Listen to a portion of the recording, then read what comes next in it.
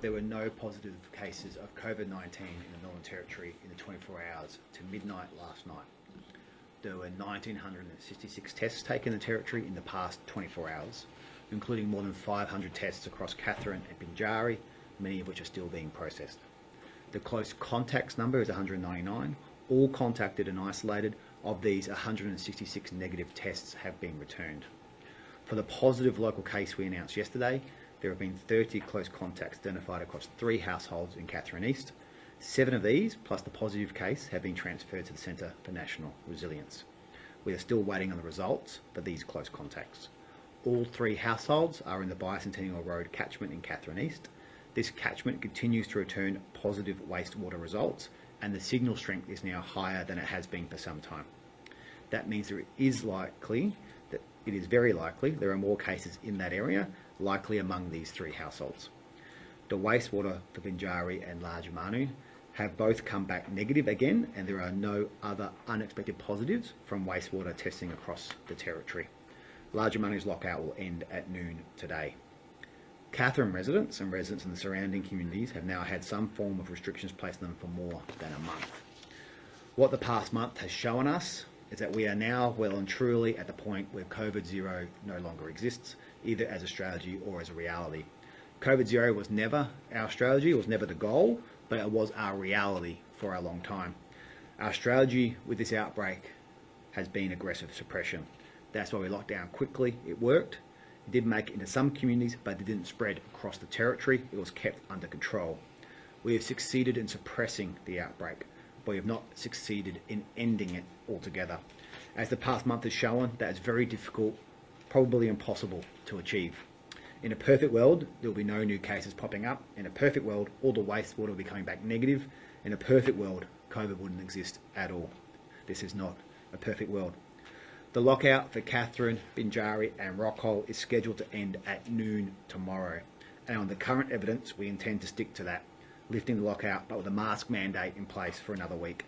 This is based on the evidence that while we can't completely eliminate COVID from the community, it is not reproducing at a rate or in a way that will cause us substantial concern. For our future decision making, we will have more of a focus on the rate and scope of the spread rather than just the number of new cases. If the cases are going up, but it's contained to household contacts, then that is not a cause for substantial concern. What will concern us is if the virus is being spread in the community at an increasing rate. In the past fortnight, there's only been 1 new case that was not a household contact or someone inside the Centre for National Resilience. Tomorrow morning, the Chief Health Officer will brief us again before we give the green light on lifting the lockout, based on the results that come in overnight. We are expecting more cases, but if they're not community spread cases, it will still be our intention to proceed with lifting the lockout. We are going to keep seeing cases pop up. A case here and there does not necessarily mean a community goes into lockdown or lockout. It depends on where it is, what the links are, what the vulnerabilities are. This is part of our new normal in the Territory, where we now have exceeded 90% fully vaccinated, an amazing result. I want to be clear, we cannot wait for COVID to completely disappear before removing restrictions, because we will be waiting forever. We are going to learn to live with this thing as safely as possible. Thank you.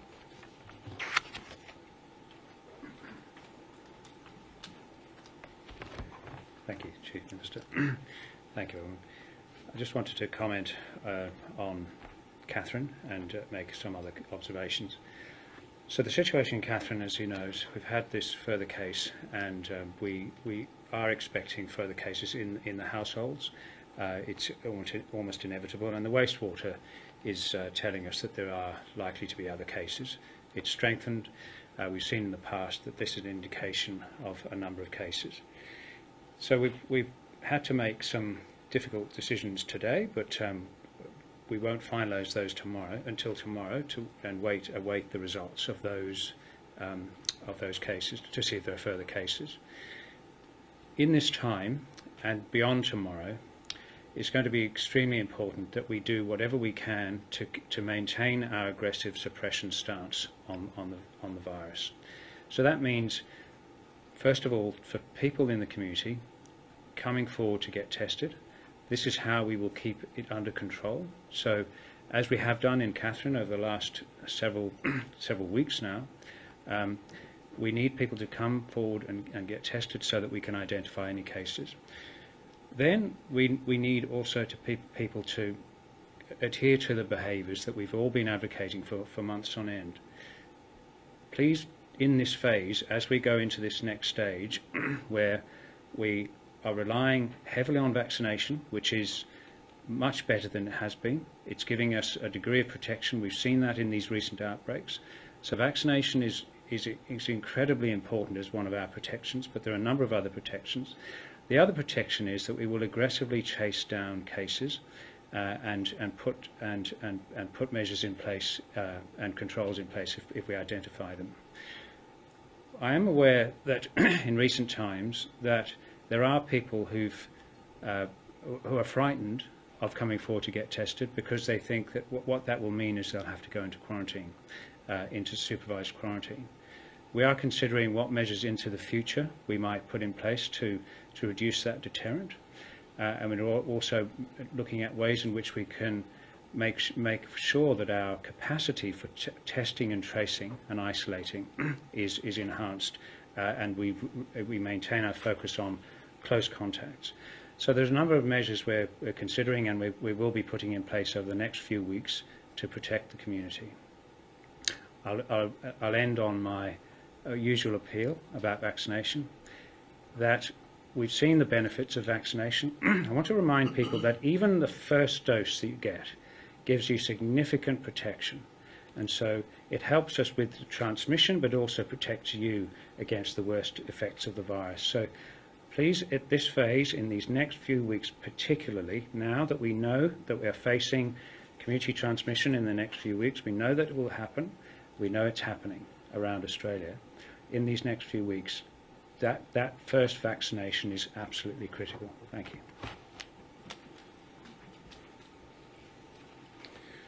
Firstly, congratulations to the people of Lajamanu, your collective support, the way that you worked in with our RAT team, the testing regime that was in place ultimately has helped realise the outcome of midday today. So congratulations to you, and thank you for looking after our people who are there to support you. To Katherine and then Binjari and Rockhole, obviously we're close. Tomorrow at midday is the intent, but I want to signal that the mask mandate is in place, and I would strongly encourage people to wear the mask. Now that includes those who will choose to leave Katherine, Binjari and Rockhole. It would be deeply appreciated that if you are going to head out of those communities and into Darwin or Alice Springs, Tennant Creek or wherever else you may choose to go, that you're cognizant of the fact, particularly if you're going to go to some remote communities, particularly down in the lower half of the Northern Territory that are under 70%, that you get the RAT test before you go, but the mask mandate should follow you where you go. So if you can do that, what you do is then help us in continuing our approach to suppression. Equally, I know that Katherine is a service town for many people, and for those outlying remote communities, again, if you need to go, then go. But if you don't need to go, then consider the fact that there is still some indication that there is COVID in the Katherine community through the wastewater testing. So be cognizant of that, and that when you go there, you'll have to comply with wearing masks, as everybody in that lockdown area currently will be wearing a mask post midday tomorrow. So just be conscious of those things. All of those are mitigations. All of those will help in minimising the spread of COVID. We are hopeful that the work that's been in place, the contact with the close contacts, the interviewing that's occurring there, that we have isolated the last positive, but as is indicated, the wastewater does give rise to a consideration that it's still there, but appropriate mitigations may still see us mitigated. To the teams that have been on the ground for this journey, certainly being able to return Robinson River to a life of normality, Lajamanu now has that opportunity. Binjari, having come through one of the more strictest lockdowns we've had to have in place, and now being close to enjoying those freedoms. It's a testament to the whole collaboration that's occurred, from the relevant community members to the TOs, to the elders that have provided support and guidance, to the agencies that represent those relevant communities and their people, and to all the government employees and not-for-profits on the ground. It has been a superlative effort in very, very tough environmental conditions, and I want to pass on my praise and deep appreciation for your collective efforts. It has been nothing short of outstanding. Operationally, we still are on the lookout for the absconder from Alice Springs. He is a target known to police, and there's some other activities underway that we believe is incentivising him to stay out of our focus. Rest assured he is in our focus, and we will continue the work. I've sent additional resources down there in an attempt to locate him. He is actively avoiding us. We are aware of that, and we will bring pressure to mount to ensure that he pops up sooner rather than later, including if he has crossed any borders and headed interstate. Again, we will continue to make sure that those people who come into those facilities are understanding of the fact that their isolation there assists the Northern Territory in keeping COVID out. For everybody else, please be aware, again, all the principles are still in place. The check-in app, we do need stronger compliance in that space across the whole of the Northern Territory, so that we can quickly inform you in the event that we have positives come through. And certainly once we move into 20 December ongoing, we will start to paint a better picture of where positives have been, so you can sense check your own health, knowing that you may have been in contact with someone who's positive into the future. So continue to practice those things, and please really lift the compliance for the check-in app. Thank you. Just while you're there, we might start off with you if that's okay. Sure. First of all, have you identified the chemical substance that was thrown at police during the protest a few weeks ago? The advice I received yesterday is that the forensic results have come back, and that's been presented into the prosecution file. As it's before the court, that's where it will remain. Okay, so there won't be announced yet? No, that'll be a matter for the court. And how's the investigation into the death of the Binjari woman going? Again, that's work that we've got to work through. I won't be providing updates in respects of that. That'll be a process that we'll go through, as I stated the other day. Have you handed down any penalties for the people who broke out of Howard Springs last week? As in infringements? Yeah. Yeah, so yes, for those who have left the facility, we've issued those with breaching the CHO direction, so that's the $5,024 fine, which they'll receive upon their exit from the facility. And this Alice Springs absconder, are you also on the lookout for people that might be helping him hide? Oh, well, of course, if anyone's aiding and abetting him, they will come into our focus, particularly if they meet a benchmark of criminality. So my strong advice to anyone there would be, if you do have information as it relates to him, please ring Crime Stoppers on 1800 333 000, and your information and your identity will remain confidential. What do you think has been so hard to find? Active avoidance, but we'll track him down. When you say that there's other activities that may prompt you to do this, what are we talking about? Illicit activities. Could I ask the Chief Minister a question? Chief Minister, was the government aware that high levels of manganese have been found in Aboriginal communities near the Gemco mine on Groote Island? And even if you weren't aware before, will you now get the NT Health Department and the NT EPA to do some investigation of that? I'm happy to take that on notice and ask what is occurring already in terms of that advice. So Health Department said that they weren't aware. However, the Land Council got testing done of people in the communities, which started 8 years ago, and they have now said that concerning high levels of manganese were found in the hair and nails of people. So is this something that you think NT Health should undertake some investigation of, in case that is having an impact on children's cognitive learning abilities, etc.? And should the EPA also do some dust monitoring in the area of that mine as well? I'm happy to confirm who should be doing what, whether it's NT EPA or Department of Health or another entity within government that should do that work into either of those things. But I'm more than happy to take that on notice and find out what is known already, what's happening in terms of what's known, if any information has changed in recent times that requires different actions, and whether those actions are underway. I'm happy to take that. I certainly appreciate that. On the face of it, though, is that something that concerns you, that high concerning levels of manganese have been found in children and adults on Groote Island? We want mines to always operate in a safe way. That's for both the workers in a mine site. We also want to make sure you go to work and come home from work, but also anyone living in and around a mine site should know it's also operating safely. We've got a number of protections, precautions in place to make sure that happens, and whenever the information comes in, we're more than happy to follow up and check up on it, make sure that that is occurring. So very happy to make sure that we do the work necessary, that mine operates in a safe way, both for the workers in the mine, but also the community around nearby a mine. Are you happy that, or satisfied that the Northern Territory ICAC has had to reduce its investigation scope to only the most serious corruption cases? Because public servants are saying it's leaving them with no body to go to. You know, the whistleblower legislation gives very small protection in the Territory. So if they can't go to complain to the ICAC about behaviour that they think is potentially fraudulent, but doesn't reach that bar of serious corruption, they're feeling there's nowhere to go with those complaints now. So the ICAC obviously has a legislative authority for what it looks at, but the ICAC commissioner allocates what they think their priorities are. So that's the decision of the ICAC. They still have all the same legislative powers they had. We've made no changes to the Act.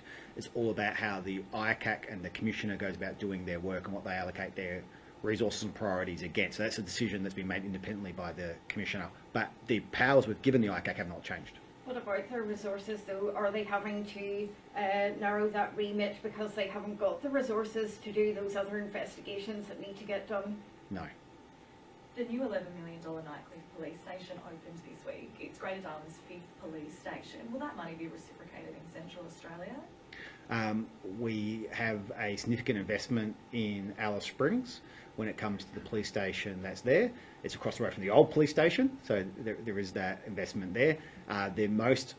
The concentration of our resources into Alice Springs in recent times has been into the uniform, into people.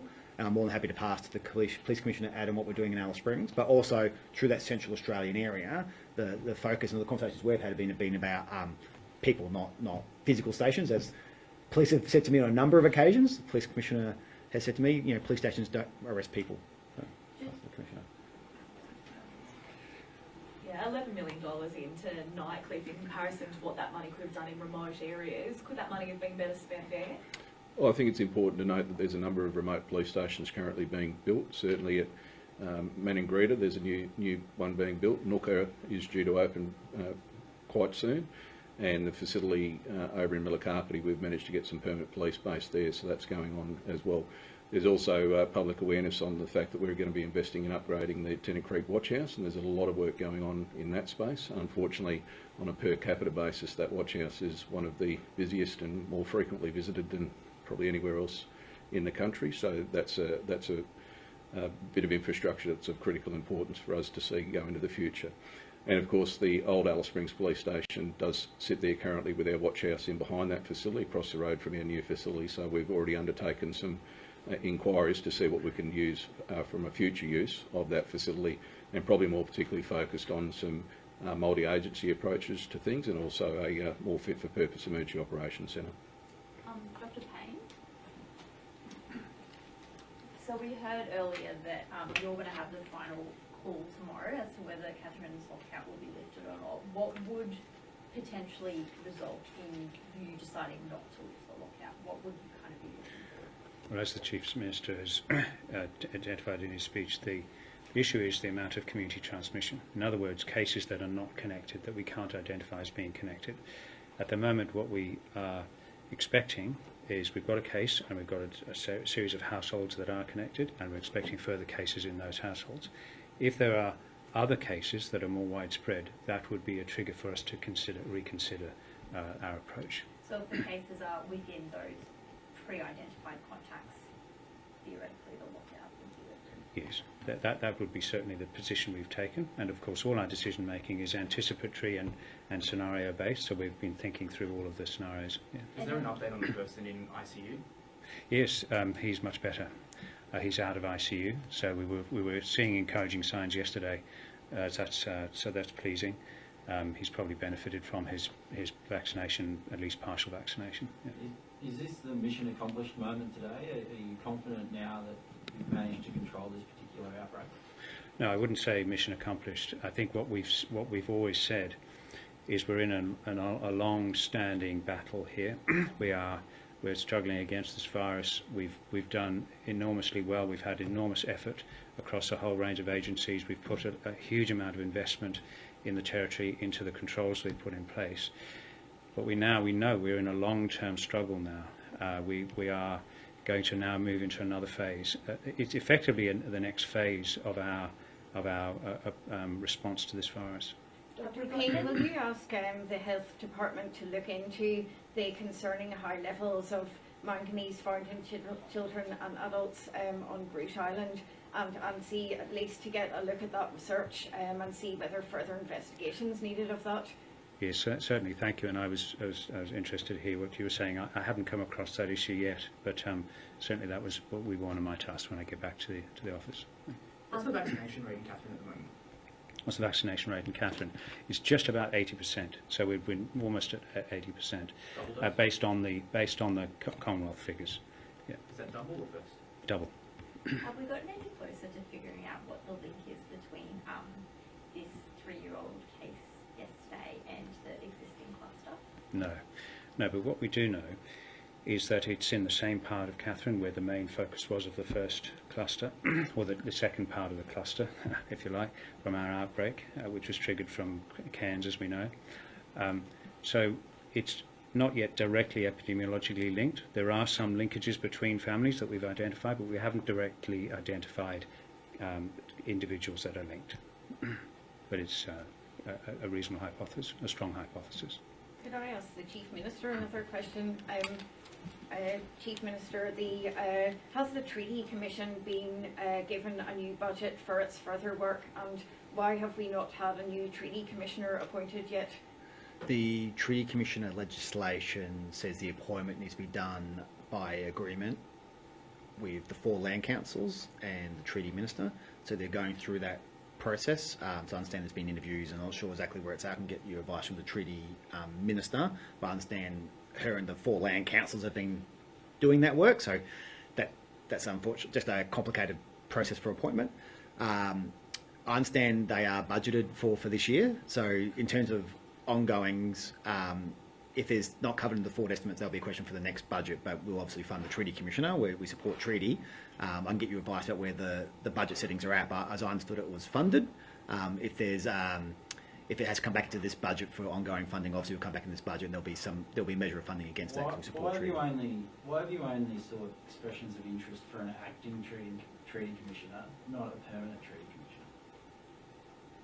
I believe that recognises probably the work at the moment, which is completing that report, and then there's a step change in terms of what the Treaty Commissioner does after that. So that will be done on consultation with the land councils. I can get you more fulsome explanation if you like, but that will be done in consultation with the land council about where the current work's at, which is around completing the report that had been commenced under the former Treaty Commissioner. And why has there been no Treaty Commissioner or acting Treaty Commissioner for the past 6 months? No, there is a Deputy Treaty Commissioner, and there's been a Treaty Commissioner's office, so the work has been ongoing. And then this is obviously the appointment of the final acting commissioner to complete. But there hasn't been an actual commissioner. There's been no one acting in the role, hasn't there? Because it's covered by, I can double check this with you, but it's covered by an act of Parliament which requires the 4 land councils and the Treaty Minister to agree, and that's happening. And so, as I understood it, the office and the Deputy Treaty Commissioner have been working in that gap, so no work ceased. And the Treaty Minister is working with the land councils about the acting position. It's my understanding that they don't have... The Deputy Treaty Commissioner is someone who has been involved in a role in politics within the last 5 years. Is it proper that she act as the Treaty Commissioner, given that you can't be the Treaty Commissioner if you've had a role in politics? So I don't think she's been appointed the acting Treaty Commissioner. It's more that her and the office have continued the work. And obviously there is a process going on for a replacement of the Treaty Commissioner position, which is being done with the 4 land councils. And that person will then complete the work. But obviously we've got an office there, they didn't stop. The work continued, and then the new Treaty Commissioner, acting Treaty Commissioner, will complete that work. It's my understanding that the budget hasn't been, that they haven't got a new budget, that like a lot of other NGOs and various other things, that they're just operating on the fumes from the remaining bit of their old budget. Are they actually going to get, their proper new allocation of budget? I just want to be really clear. Obviously, we're in a financial year. The Treaty Commissioner Office absolutely got allocated money for this financial year that we're in.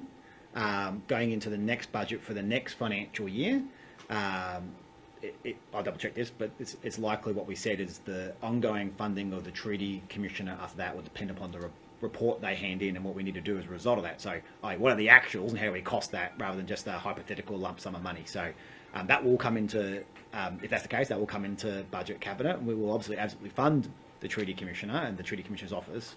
It will just obviously need to be attached to a submission and a report that justifies what the money is going to be spent on and why. Can you give the I think that's reasonable, by the way, for taxpayers. Can you give the communities an assurance that you won't just by default allow this to kind of slowly grind to a halt, you know, with no commissioner in place, the money not really secure into the future? Because, you know, the first rounds of consultations, the community were very enthusiastic in the communities that I went to. We were the government that promised treaty. We're the government that has done this work. We are absolutely supporting treaty, and we're absolutely going to do the work to deliver treaty in the territory. That's what we've committed to. That's what we're going to do. We obviously had a situation where the work of the previous Treaty Commissioner was interrupted, and there were circumstances for that interruption that I think are well canvassed and genuine. That has obviously seen steps that have been put in place for completing the report. Now, that stuff happens occasionally. It's happened here. We will absolutely keep doing the work to support treaty in the territory. I don't think we've given any indication in any way, in any format ever, that we're walking away from treaty at all. Was there an issue with the actual, sorry, I know this is, but is there an issue with the actual drafting of that legislation? Because the legislation, as I see, relates specifically to one person. It'd be fair to say we might, if we have time, revisit those sorts of things. It is the Act, we're working to the Act, obviously, and I did not foresee the situation that has happening. So I think there was a body of work that was meant to happen over essentially a couple of years, and then a step change in how we handled treaty. That got interrupted, and we've got to complete it off. A Darwin restaurant will be leaving out free booze tonight after they were broken into for the third time this week. They say it's cheaper than getting their windows smashed. What do you make of that? That must, these people really are at their wits' end. Well, we brought in a number of grant programs to actually address that. So we have both alcohol secure and biz secure.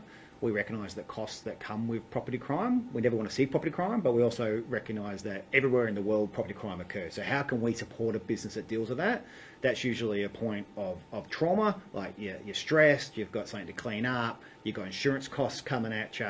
How can we help? So we genuinely have both alcohol secure and biz secure as programs to help you secure your premises. So I'm not sure what's happened with this business, but we genuinely put significant money out there to help you actually secure your premise. So that reduces your costs way down. So I presume this restaurant's taken up that grant offer because we're sitting here ready to help you make your premise more secure, and that will significantly reduce your costs. How much is the grant? Up to 20 from memory for alcohol secure. It depends on a couple of things, and then biz secure is obviously separate funding as well. So we've had that program out there for a number of years now to help secure premises. Yeah. 3 times a week though, that's 3 times in 1 week, that's a lot. And then to be leaving out alcohol now as a last resort, surely you can empathise that. Very disappointed to hear it. Absolutely empathy. Everyone should be safe. Every business should be safe. That's why we've got the grants there to help you secure your premise. So I feel very stressed on their behalf. Obviously, you know, I'd hate to have to do that, and certainly that's an extraordinary decision to make. That I would suggest is only going to encourage more and more people to go to their premise, not reduce people visiting their premise. I think, you know, I might ask the police commissioner to comment, but I would have thought that might actually encourage behaviour, trying to disencourage. We much rather work with them about securing their premises, and that's why that funding exists through Department of Industry, Tourism and Trade to actually help you have a safer, more secure premise and reduce the incidence of harm. I suggest living out alcohol is not going to bring Santa, it's going to bring more criminals. But I might get the police commissioner to add to that.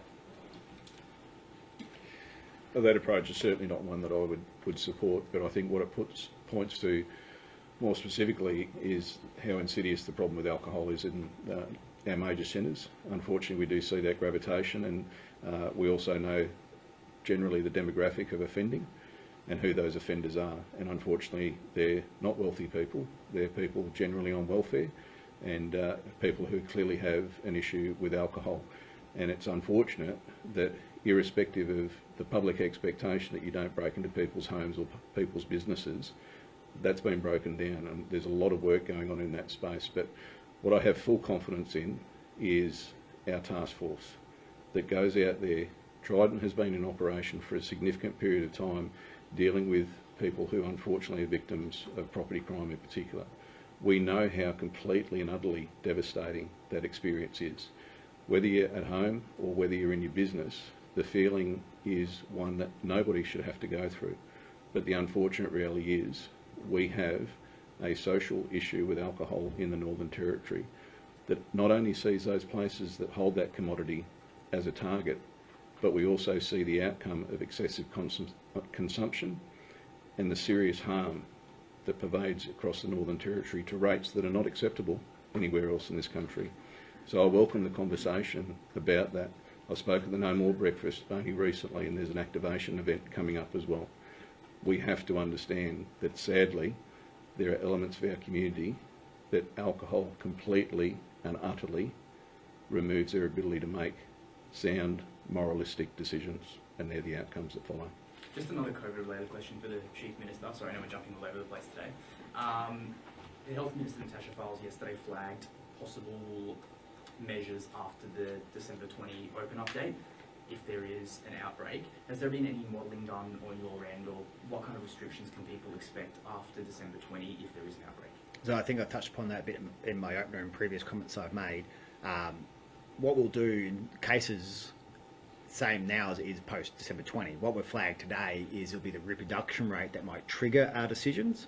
So the measures we've got are public, lockouts, lockdowns, mask restrictions, other things. It's more what might be the trigger for making that decision. So we'll be looking at the scope and rate of spread in the community before we make a decision around a lockout or a lockdown, depending on where it occurs. We'll also obviously have an eye for vulnerability. And what might occur in a remote community might have a different threshold. We'll definitely have a different threshold for decision making than what might happen in Darwin, I think, for genuinely understandable reasons. We're at 90% double dose in the Territory. Darwin's obviously at 90% double dose, high backs community. In the remotes, obviously we've released modelling on all these things publicly already. In the remotes, double dose 80 requires a vaccination effort in the 5 to 11-year-olds. So at this stage, we can have a good vax rate in a remote community, and there are a number of remote communities out there with sensational vax rates, but obviously we can't vaccinate 5 to 11-year-olds yet. So for the Doherty modelling of what we need to deliver the same outcome as 80% double dose in Darwin, as a remote community requires that 5 to 11 vax. So there's going to be some thresholds there. But in terms of the things that we do, there's no other measures out there that we haven't flagged yet. We'll obviously keep working at it, looking at it, thinking about it. Other jurisdictions have done vaccine passports. Our lockout essentially does bring in a vaccine passport in that kind of scenario. But we'll look at all those things. But I think you've seen how we act. So we want to know early. We want to act quickly. And that's what we'll do. But for people who are travelling, being a close contact, being in an area that's locked down while you're camping or in a hotel would presumably complicate things.